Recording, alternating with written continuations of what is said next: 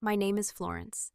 I'm in my late 30s, and for most of my adult life, I've been described the same way: steady, reasonable, low drama. I work with people, not in a loud or visible way, but in a way that requires patience, listening more than speaking, observing more than reacting.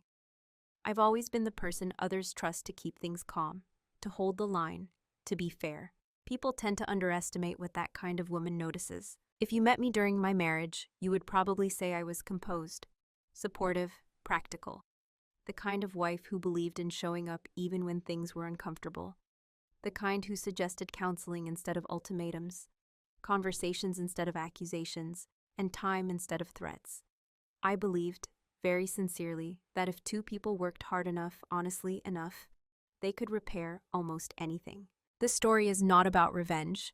It's not about humiliation or exposing anyone for entertainment.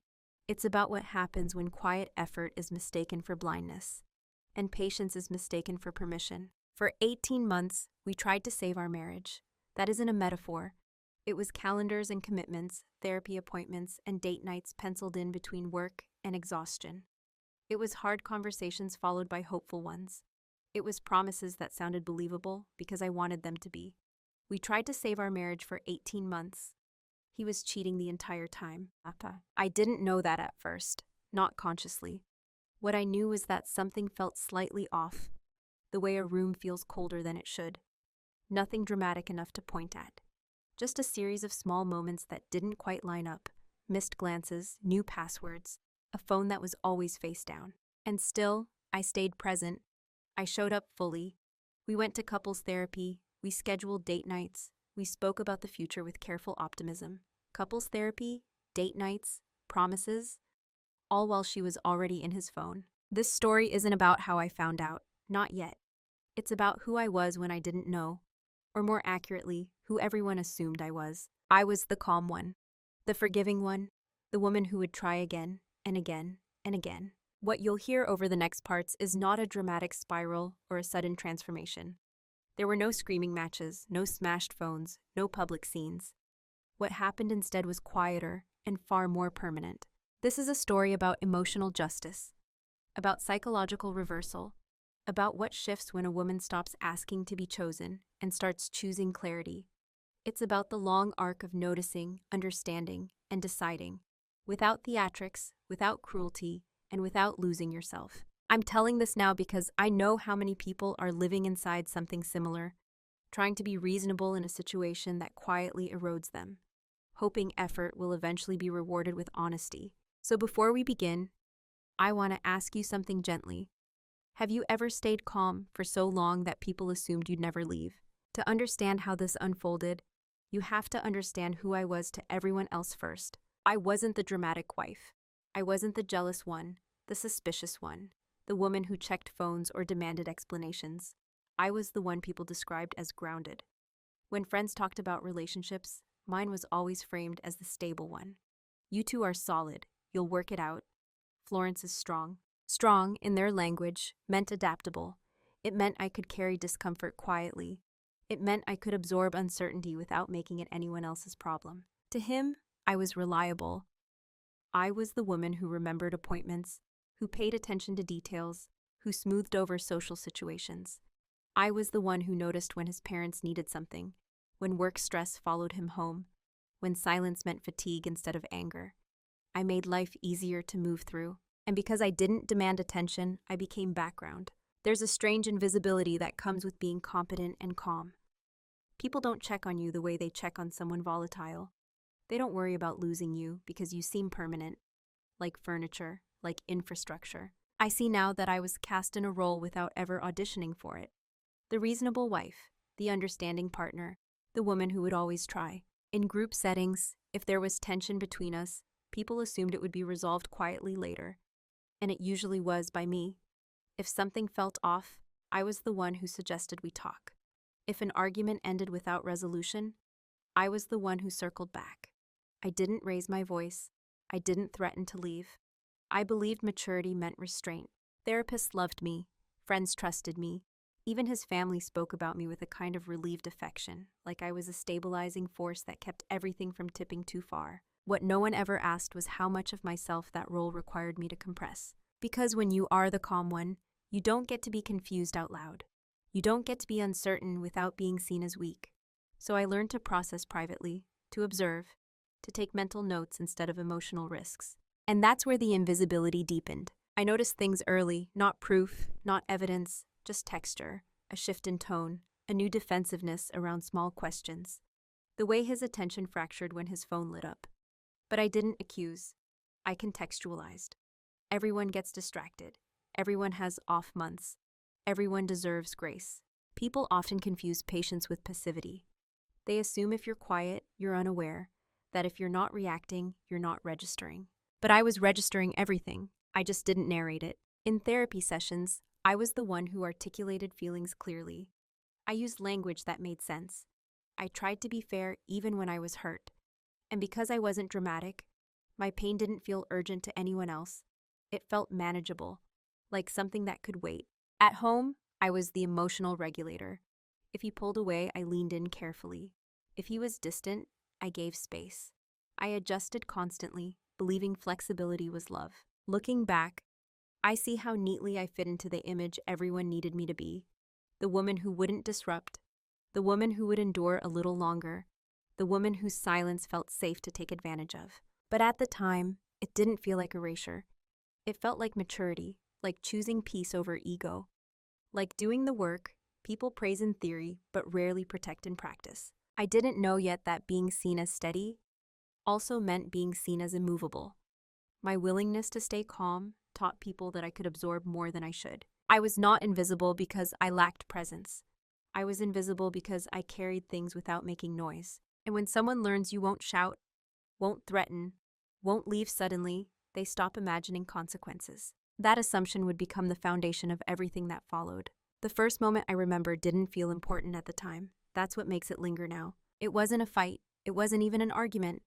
It was something smaller, so small that if I described it to anyone else, they might have smiled and said I was overthinking. And maybe that's why it stayed with me, because I didn't want to be the kind of woman who made meaning out of nothing. We were out to dinner, one of the scheduled date nights we'd promised to protect. Phones away, conversation intentional. That was the agreement. He ordered first, then glanced down at his phone as it vibrated against the table. He didn't pick it up, just turned it face down and smiled at me, as if to say, "See, I'm present." But something in that gesture felt rehearsed, not guilty, not panicked, practiced. I remember asking lightly, "Everything okay?" He said yes too quickly, then added, "Just work." It should have ended there. Most things did. But the way he said it, closed, almost polished, left a faint pressure in my chest, like I'd brushed against something sharp without breaking skin. I let it go, I always did. Later that night, while we were brushing our teeth, his phone lit up again. Same posture, same movement, face down, silent. This time, I didn't ask. And that was the first small cut. Not the phone, not the message, but the realization that I had just adjusted myself without discussion, that I'd swallowed curiosity because I didn't want to be that wife. The suspicious one, the unreasonable one. No one noticed, not him, not me consciously, but something shifted. I became slightly more careful with my questions, slightly more strategic with my tone. I told myself I was being respectful, trusting, mature. In therapy, I brought up communication, not the phone, not the secrecy, just the feeling of distance. I used words like disconnection and misalignment. I didn't want to accuse him of something I couldn't name. The therapist nodded. He listened. He promised to be more present. And for a while he was. Or at least he appeared to be. That's how small cuts work. They don't bleed. They don't draw attention. They don't justify confrontation. They just change the way you hold yourself. The way you reach. The way you decide what's worth addressing and what's easier to carry alone. Friends wouldn't have recognized the moment if they'd been there. It didn't register as disrespect. It registered as normal life. Phones buzz, people get busy, marriages go through phases. But I remembered it, not as evidence, as data. I began to notice patterns, not obsessively, quietly. When something happened more than once, I logged it mentally. When a reaction was repeated, I stored it. I didn't label it betrayal, I labeled it information. There's a particular loneliness in being the only one who feels a shift before it becomes visible. When the ground hasn't cracked, but it no longer feels solid. when you sense a fracture forming under routine. I didn't tell anyone. Not because I was afraid, but because there was nothing to tell. Nothing concrete. Just a series of moments that made me slightly less open than I'd been before. I told myself this was normal. Those relationships required resilience. That trust meant choosing not to investigate every discomfort. What I didn't realize then was that the first small cut isn't about pain. It's about permission. And once permission is granted to dismiss, to deflect, to hide, people rarely stop at one. Disrespect rarely announces itself. It settles in quietly, dressed as misunderstanding, stress, or timing. And because it doesn't arrive all at once, you don't resist it all at once either. You adapt. After that first moment, nothing dramatically worsened. Instead, things became adjustable, conversations shortened, explanations simplified. Small inconsistencies were brushed aside because challenging them felt heavier than absorbing them. When I asked questions, they were answered, just not fully. And I told myself that partial answers were still answers. That clarity didn't have to be immediate. That trust meant giving someone room. The truth is, I became skilled at rationalizing what didn't sit right. If he was distracted, I assumed work. If he was defensive, I assumed exhaustion. If he was distant, I assumed pressure. And every time I chose understanding over curiosity, the standard shifted slightly lower. We continued therapy. We spoke about communication patterns, about intimacy, about how to reconnect. He used the right language. He acknowledged my feelings without addressing their source. And because he didn't deny anything outright, there was nothing to confront. That's how disrespect gets normalized, when it hides behind cooperation. I started to notice how often I was the one adjusting. I changed how I brought things up, when I brought them up, and sometimes whether I brought them up at all. Not because he asked me to, but because the outcome felt more predictable if I managed the tone carefully. I was still respected on the surface. He wasn't cruel, he wasn't dismissive in obvious ways. But there was a subtle hierarchy forming, one where my discomfort was treated as something to be managed rather than addressed. And I participated in that hierarchy. I told myself this was what emotional intelligence looked like, choosing the bigger picture over momentary unease, not making every issue a crisis. But inside, something was recalibrating. I began to expect less clarity, less transparency, less initiative from him. And when expectations drop quietly, they don't feel like a loss at first. They feel like maturity. Friends would say, marriage is work. I nodded. They'd say, at least he's trying. I agreed. And maybe he was, just not in the way I believed effort should look. I remember one session where the therapist asked how we handled conflict. I described my process, pausing, reflecting, choosing my words carefully. He described his needing space, feeling overwhelmed. Both were valid, but only one of us consistently bridged the gap. Over time, I stopped waiting for him to notice changes in me. I stopped expecting him to ask follow-up questions. When you teach someone that you'll always explain yourself eventually, they stop listening the first time. The disrespect wasn't loud enough to protest. It was quiet enough to endure. And that made it dangerous. Because when something is survivable, we assume it's acceptable. I normalized things I would have warned another woman about. Not because I didn't see them, but because I believed context softened their impact. That love meant interpretation. That commitment meant endurance. What I didn't realize then was that every time I minimized my own reaction, I trained him to do the same. And still, I didn't accuse. I didn't investigate. I didn't check his phone. I believed dignity meant restraint. I believed trust was proven by what you don't do. But restraint without reciprocity becomes erosion. By the time I noticed how quiet I'd become about certain things, silence already felt normal, not peaceful, just familiar. And that's the moment many people miss. When disrespect stops feeling like an event and starts feeling like an atmosphere. There is a moment in long relationships when you realize you're no longer being responded to, you're being predicted. I saw it in the way he spoke to me, not unkindly, confidently, as if he already knew how I would react, what I would tolerate, how far he could stretch something before it snapped. And because it hadn't snapped yet, he assumed it wouldn't. That's when I understood the role I'd been given. I was the reliable one, the emotionally literate one, the partner who could be counted on to absorb discomfort and translate it into patience. I was the woman who would understand, even when understanding came at my expense. He didn't assign this role maliciously. Roles like this are built collaboratively, over time, through patterns, through what you challenge and what you let pass, through what you repair alone. I noticed that when something went wrong, he waited. Not in a calculating way, but in a passive one. as if he knew I would eventually bring it up in a reasonable tone, with solutions already prepared. And I usually did. I became the one who held the relationship together emotionally, the one who monitored its health, the one who initiated repairs. That kind of responsibility can feel like importance, but it isn't. It's labor, and it often goes unnoticed until it's gone. To others, I looked composed, in control. Friends would comment on how calm I was, how secure I seemed. His family trusted me completely.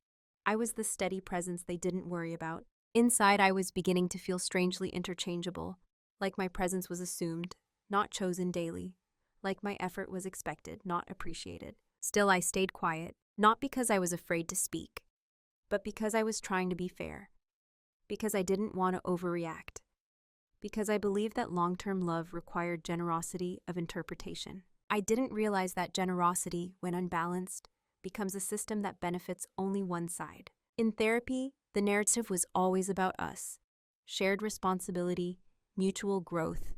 And while that framework is healthy in theory, it blurred something important: accountability. When everything is shared, nothing is owned. I remember thinking, at some point, if I stopped managing this, would it fall apart? Or would he finally step in? But I didn't test it. I wasn't ready to see the answer, so I kept performing the role I'd been praised for: the composed wife, the reasonable partner, the woman who didn't escalate. And because I didn't escalate, the boundaries never rose to meet me. What's difficult to explain is that I didn't feel weak. I felt capable. I felt like the adult in the room. And that feeling can be intoxicating, until you realize you're the only one doing the emotional work. The role wasn't explicitly assigned, it was assumed. And once assumed, it became comfortable for everyone else, except me. By the time I recognized the imbalance clearly, it wasn't shocking. It was clarifying, like finally naming a pattern you've been living inside of for years. I wasn't being mistreated loudly, I was being relied on quietly. And that realization didn't make me angry. It made me attentive. The shift didn't happen during a fight. There was no argument, no raised voices, no decisive sentence that changed everything. It happened on a completely ordinary afternoon, the kind that barely registers when you're living it. I was folding laundry, clean clothes, still warm, the window was open, traffic noise below, muted, nothing symbolic, nothing cinematic. His phone was on the kitchen counter. I wasn't looking for it. I wasn't curious in the way people imagine curiosity before a discovery. I wasn't suspicious either. I had simply walked past it, the way I'd walked past it hundreds of times before. And then I noticed something I hadn't consciously named until that moment. I had stopped expecting transparency. That realization landed quietly, but it hit deep. Not that he might be hiding something, but I no longer assume he isn't. There's a difference. I stood there for a moment, holding a shirt, and felt something in me settle. Not tense, not anxious. Clear, like a lens snapping into focus. I didn't pick up the phone. I didn't check anything. I didn't confront him later. That wasn't the shift. The shift was internal. For the first time, I stopped explaining his behavior to him. I didn't assign reasons. I didn't protect the narrative. I just let the pattern exist without commentary. And in that silence, something became undeniable. I had been working harder to preserve trust than he had been working to earn it. That afternoon, I finished folding the laundry. I went about the rest of the day normally. We ate dinner. We talked about logistics. He kissed me goodbye before bed. Nothing changed on the outside, but internally, a line had been crossed. I stopped negotiating with myself. Up until then, every concern had been filtered through empathy, through fairness, through the belief that clarity required more data before it was allowed to exist. That afternoon, I gave myself permission to stop waiting for proof. Not to accuse, not to act, just to know that something was misaligned, and that I didn't need to justify that knowing anymore. It was subtle but profound. I didn't feel rage. I didn't feel heartbroken. I felt distance. Not coldness, space. The kind of space that lets you see something as it is, not as you hope it will become. From that moment on, my silence changed texture. Before, silence was patience. Now it was an observation. I began listening differently, watching differently, not with suspicion, but with neutrality. I stopped filling in gaps. I let pauses remain pauses. And in doing so, I noticed how much effort it took me to maintain the illusion of stability. That day didn't make me leave. It didn't make me confront. It didn't make me investigate. It made me wake up. There's a moment in every long story where the protagonist stops pleading internally for things to make sense and starts letting reality speak for itself. That was mine. Quiet, domestic, irreversible. After that day, my silence was no longer reflexive. It was deliberate. I didn't announce it. I didn't even fully name it to myself at first. I just stopped doing something I'd always done, smoothing the emotional surface before anyone else felt discomfort. When something felt off, I didn't rush to translate it into neutral language. I let it sit. I watched what happened when I didn't bridge the gap. At first, nothing happened at all, and that was information. He didn't ask if I was okay. He didn't notice the slight change in my tone, the way I stopped filling pauses, the way I no longer offered reassurance before it was requested. Life continued smoothly because I had been the only one maintaining that smoothness. This is the moment many people mistake quiet women for passive ones, because when you stop explaining yourself, others assume you have nothing to say. I continued therapy with him. I participated fully, but I stopped carrying the session. I answered questions directly, without cushioning. I didn't overclarify. I didn't rescue awkward moments. And still, no one panicked. That was when I understood something unsettling. The relationship didn't rely on mutual effort. It relied on my interpretation of his effort. As long as I framed his actions generously, things felt stable. When I stopped, the structure didn't collapse. It simply revealed how little he noticed. My silence gave him comfort. He mistook it for resolution. At home, I became observant. I noticed how often he volunteered information versus how often he responded only when asked. I noticed how easily he returned to routine when I stopped initiating emotional check-ins. And I noticed something else. He grew more relaxed, not more attentive, more comfortable. Silence to him meant safety. It meant no conflict, no demands, no accountability. And because he had grown accustomed to my emotional labor, he didn't recognize its absence as a warning sign. That's the quiet dominance no one talks about, the power of withholding explanation. I wasn't punishing him. I wasn't testing him. I was gathering clarity. When you stop reacting, people reveal how much they rely on your reaction to regulate themselves. I didn't withdraw affection. I didn't change routines dramatically.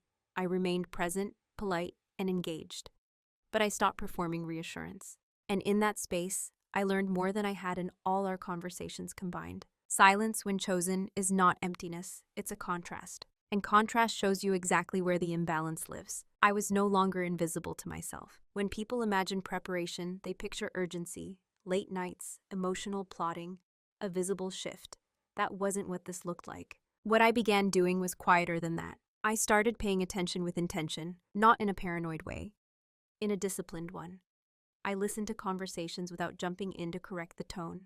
I watched sequences instead of isolated moments. I noticed what repeated itself without my intervention. And what became clear was this.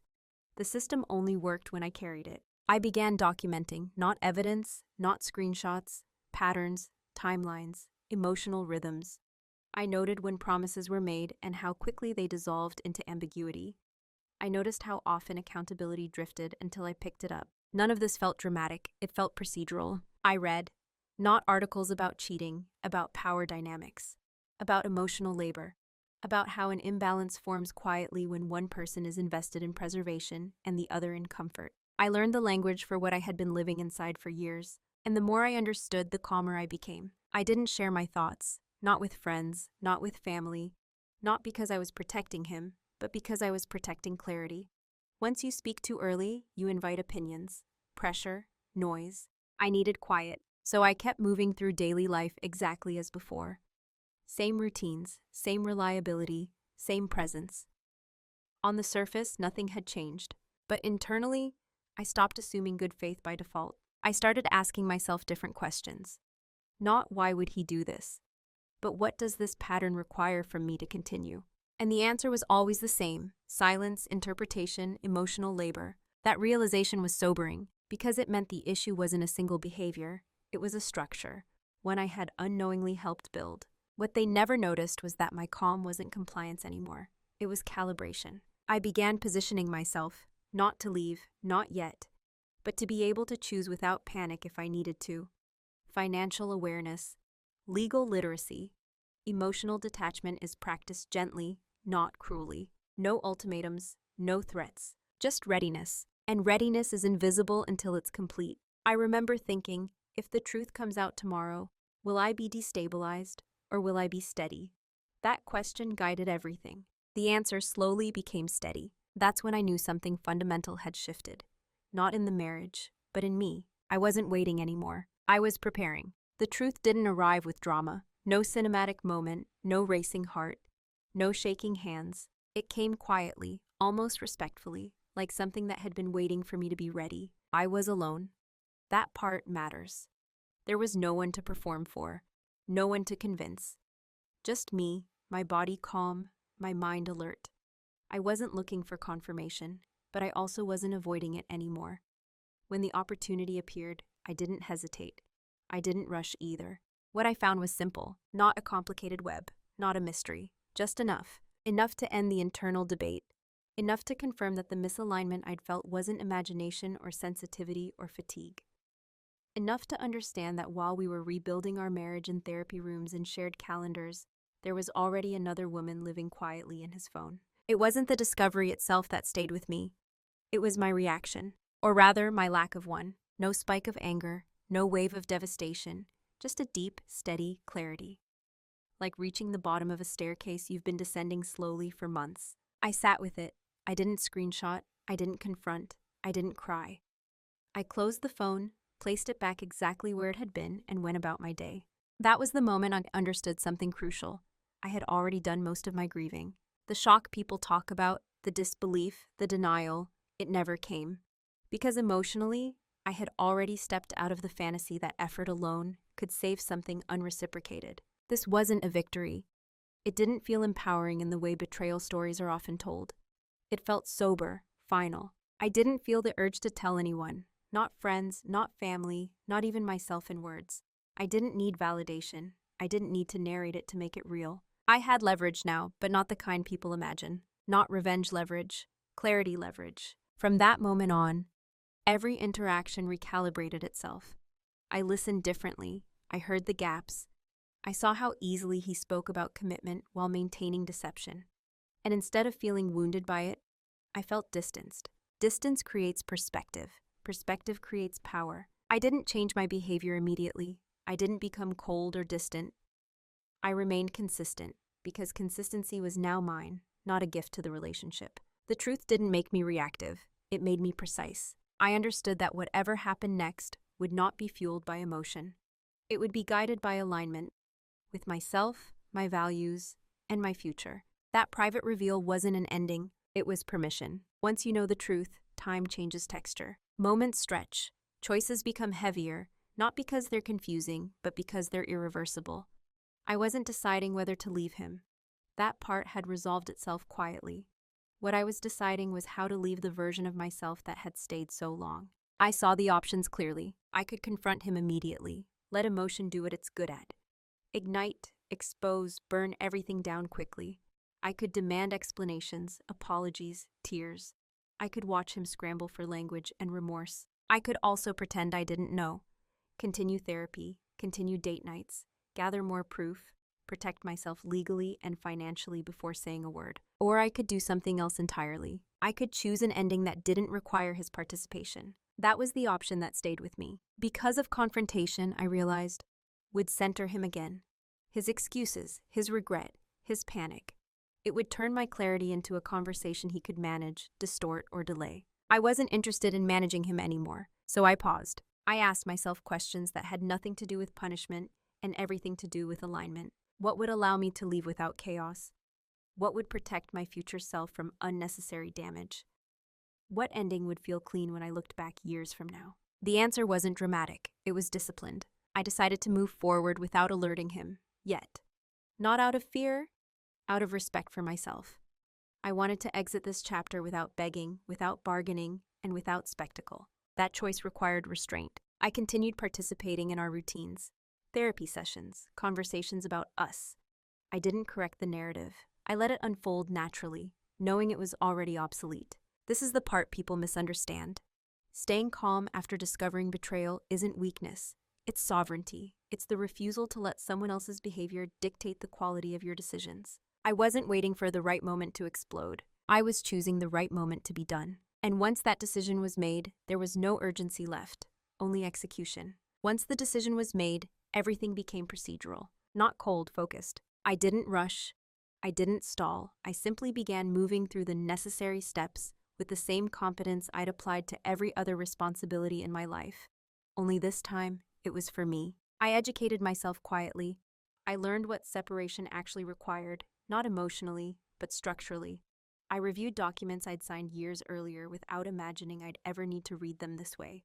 I noted timelines, options, consequences. No panic, no drama. I adjusted small things: accounts, records, personal documents gathered gradually, without ceremony. I didn't empty drawers or change passwords abruptly.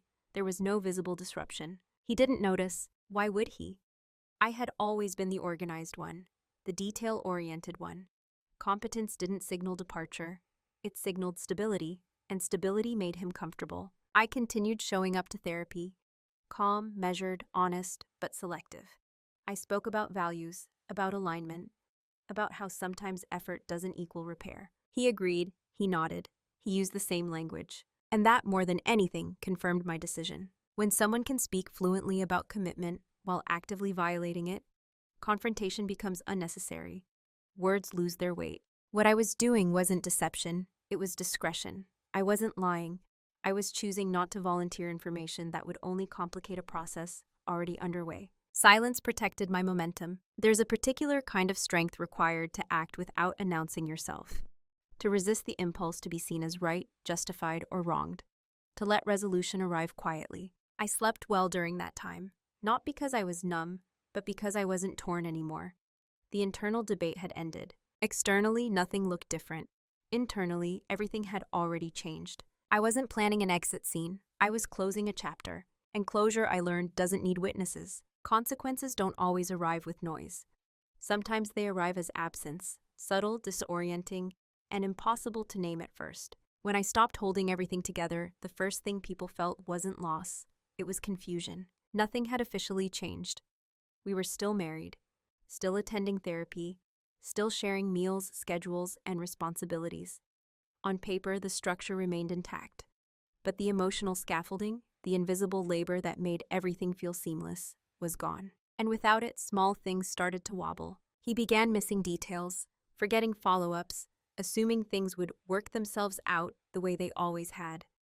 When they didn't, he looked surprised, not alarmed, just vaguely unsettled, like someone noticing a familiar room had been rearranged overnight. At first, he attributed it to stress, work, timing, external pressure.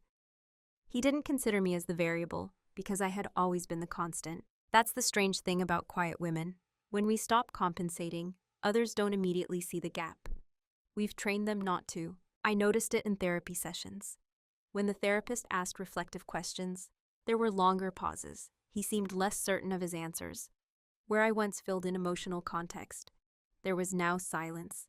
Not hostile silence, neutral silence. And neutrality unnerves people more than anger. He started asking if I was tired, if I were overwhelmed, if something was wrong at work.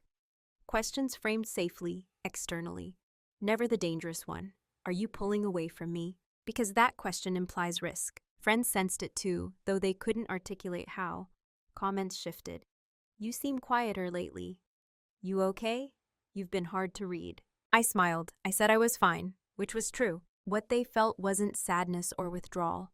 It was the absence of emotional management. I wasn't steering conversations anymore. I wasn't reassuring people before they realized they needed reassurance. And without that guidance, everyone began feeling slightly off balance. He grew more attentive in surface-level ways. More texts, more check-ins, more attempts at normalcy. But attentiveness without depth feels hollow when you've already stepped back. I responded politely, consistently, kindly, not warmly. That distinction matters. Warmth invites closeness. Politeness maintains peace. And peace, I had learned, was not the same as intimacy. The first real consequence arrived quietly one evening. He asked a question, something logistical, something small. I answered it directly, without adding emotional cushioning or reassurance. He paused. Then he said, "You seem different lately." I looked at him, calm, neutral, and said, "Different how?" He couldn't articulate it. That was the point. When someone has relied on your emotional labor, they feel its absence before they understand it. They sense discomfort before they recognize loss. And because I hadn't accused, confronted, or withdrawn dramatically, there was nothing for him to react against. No enemy, no crisis, no narrative. Just a slow erosion of certainty. He began to feel consequences without context. At work, he became more distracted, less anchored. I could see it in how he spoke about his day. More frustration, less clarity. When a person relies on one partner to regulate their emotional life, they don't realize how much until that regulation stops. At home, silence stretched longer, not tense, just unfilled. He started volunteering information more often, as if trying to recreate transparency retroactively. It was almost reflexive, too late to matter, too early to confront. I listened, I acknowledged, I didn't pursue. And that's when discomfort turned into unease. Unease is different from guilt. Guilt seeks absolution. Unease seeks orientation. He didn't know where he stood anymore, and neither did anyone else. His family began reaching out more frequently, checking in, asking how things were going, not because they suspected betrayal, but because they sensed instability. A subtle shift in the emotional climate they'd trusted me to maintain. I didn't explain. I didn't reassure beyond basic politeness. I let them sit with uncertainty. That was new. What people don't talk about is how much emotional labor women perform for entire systems, not just marriages, families, friend groups, social stability. When you stop doing that work, the ripple effects are immediate, and no one knows who to blame. He began trying harder, but not deeper. More effort, same avoidance. More gestures, same foundation.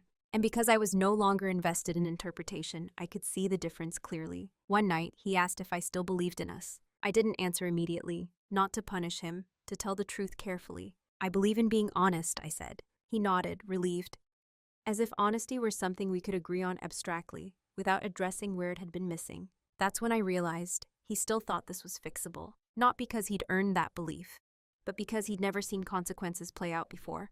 People who are shielded from fallout assume repair is always possible. I wasn't shielding him anymore. Days passed, then weeks. The discomfort didn't resolve. It accumulated.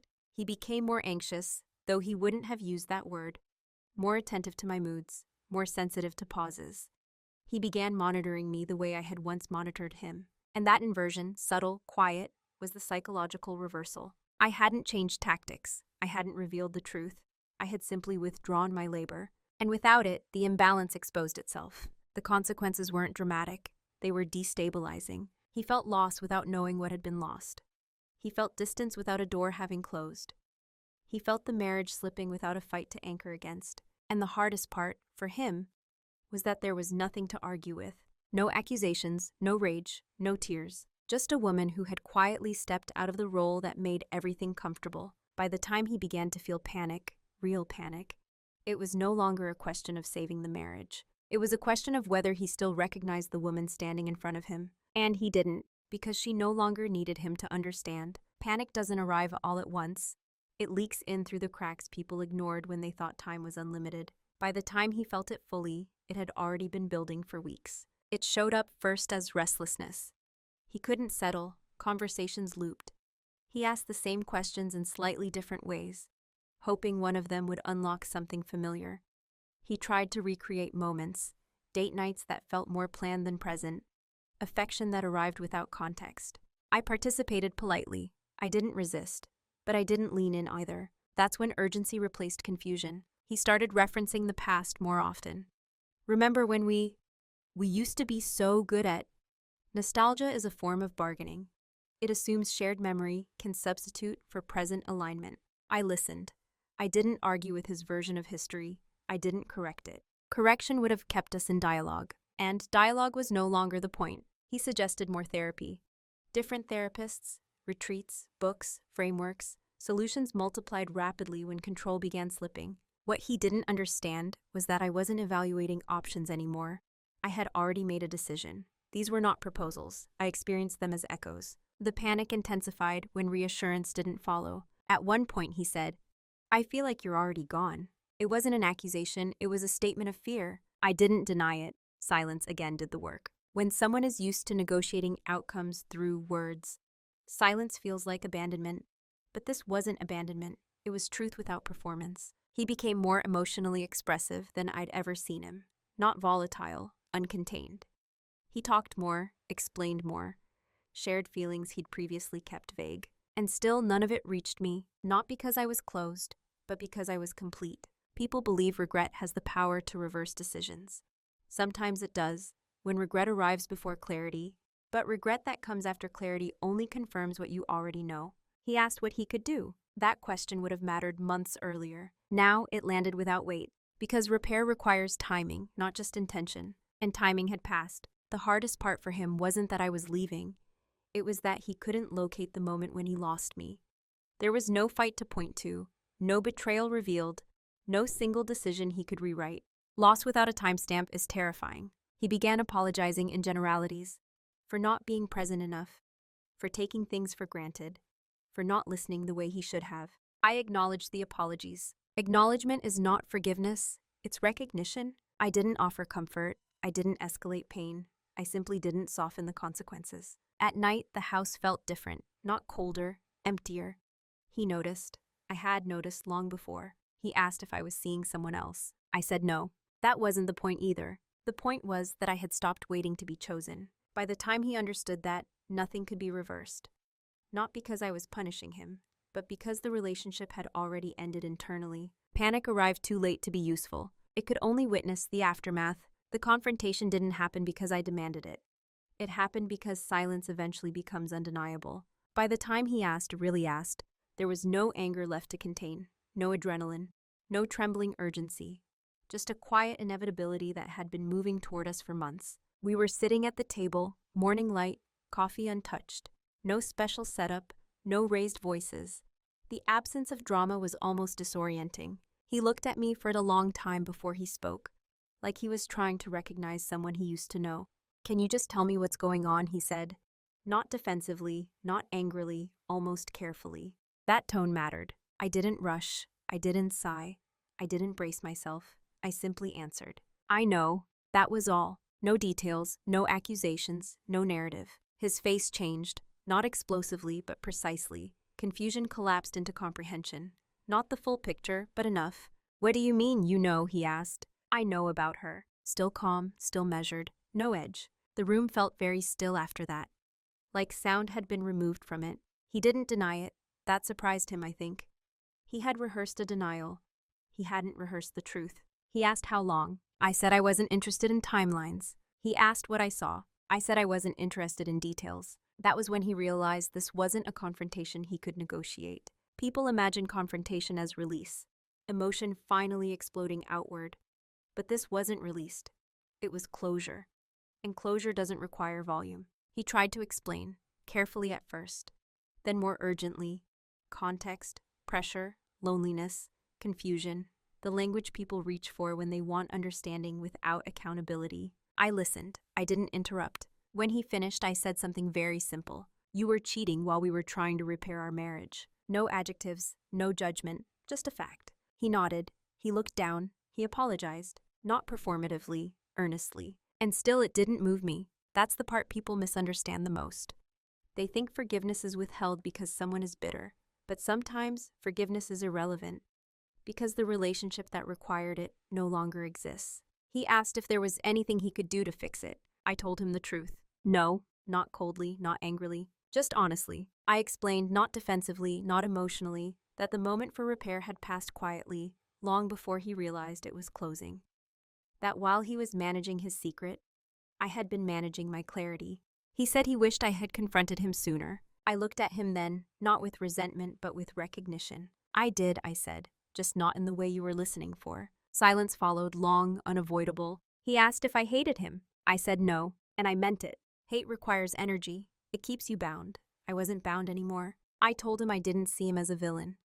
I saw him as someone who mistook patience for permanence, someone who believed effort could always be retroactive. He cried then, quietly, no spectacle. I didn't comfort him, not because I wanted him to hurt, but because comfort would have blurred the boundary. Boundaries don't need to be cruel to be firm. I stood up when the conversation reached its natural end. No dramatic exit, just finality. Before I left the room, he asked one last question. "When did you stop loving me?" I paused. That question deserved accuracy. "I didn't stop loving you," I said. "I stopped waiting." That was the confrontation. No shouting, no humiliation, no victory lap. Just truth, delivered without heat. And once spoken, it didn't echo. It simply settled. After everything ended, People expected a transformation they could recognize. They looked for signs: new hair, new clothes, new anger, new confidence expressed loudly enough to reassure them I was okay. Some expected grief, others expected liberation. A few expected bitterness, because bitterness makes sense to people who need endings to be proportional. What unsettled them was that I didn't give them any of that. I didn't reinvent myself, I returned to myself. The woman I am now is not sharper, colder, or harder. She is quieter, but not withdrawn. Softer, but not porous. More precise with her energy, more respectful of her own limits. I didn't need to rebuild my identity because I hadn't lost it. I had only misplaced my attention. For a long time, I believed growth required endurance. That love was proven by how much discomfort you could metabolize without complaint. I thought restraint was maturity, and that emotional fluency meant translating yourself endlessly so others wouldn't have to work as hard. Now I understand something different. Clarity is not cruel. Boundaries are not abandonment. Silence is not absence. I live more slowly now, not because I'm afraid to engage, but because I don't rush to fill space that isn't mine to manage. I let people reveal themselves without assistance. I listen for consistency instead of promises, and I notice how differently the world responds. Some people drifted away when I stopped overfunctioning, not dramatically, just quietly. Invitations slowed. Calls became less frequent. At first, I wondered if I'd done something wrong. Then I realized I had simply stopped doing something extra. What remained were relationships that didn't rely on my emotional labor to survive. That was not a loss. That was refinement. I don't explain myself the way I used to. I don't preempt discomfort or soften truths that need to stand on their own. I still speak kindly, but I don't negotiate my boundaries in the name of being understood.